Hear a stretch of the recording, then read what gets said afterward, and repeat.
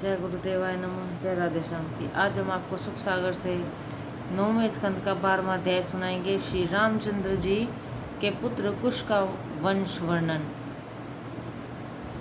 श्री सुखदेव जी बोले, हे राजा परीक्षित, अब कुश की वंशावली सुनो। कुश के अतिथि, अतिथि के निषद, निषद के नभ, नभ के पुंडरीक और पुंडरीक के क्षेम धनवा नाम का पुत्र उत्पन्न हुआ।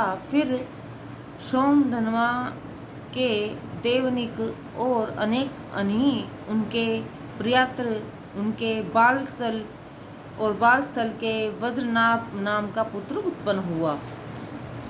फिर वज्रनाभ के खड़ग खगड़ उनके विद्युत और विद्युत के हृणयनाभ उत्पन्न हुए।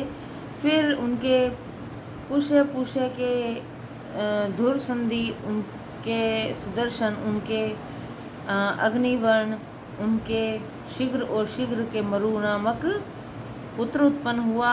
यह बड़ा ही योगी था कि जिसने अपने योग बल से सब सिद्धियों को प्राप्त किया, तथा जो आगे चलकर कलयुग के नष्ट होने पर सूर्य वंश का चलाने वाला होगा। तब मरु से उसके संधि, उसके आमर्षण, उसके महस्वान और महस्वान के विश्वसा नाम का पुत्र उत्पन्न हुआ। पश्चात विश्वसा के प्रसन्नजित उसके तक्षक और तक्षक के बृहदल उत्पन्न हुए। हे परीक्षित, इनकी बृहदल को तुम्हारे पिता अभिमन्यु ने अपने युद्ध में मार डाला था। हे शकु वंश में बीते हुए राजा लोग हैं। अब आगे होने वाले राजाओं को सुनो। राजा बृहदल का पुत्र बृहदरण होगा। उसके उर्क्रिय, उसके वत्सवृद्ध, उसके प्रतियोम, उसके मानु, उसके दिवाक और दिवाक के वाहिनीपति नाम का पुत्र उत्पन्न होगा। फिर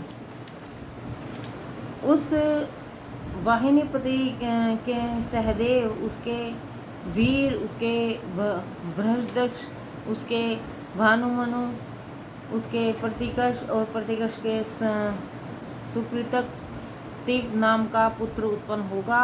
तब उस सुकृत के मरुदेव के सुनशस्त्र, उसके पुष्कर के अंतरिक्ष के सुतापा के अस्त्रजित नाम का पुत्र उत्पन्न होगा। फिर उसके ब्रह्मजत के ब्रह्मी, उसके कृष्य के रणजय और रणजय के संजय नाम का पुत्र उत्पन्न होगा। फिर संजय के शाक्य के शुद्धत के लांगल के प्रसंजित और प्रसंजित के शुद्रक नाम का पुत्र उत्पन्न होगा। फिर उसके रणक, उसके सुरत, और इस प्रकार इस वंश के अंत में सुमित नाम का राजा होगा।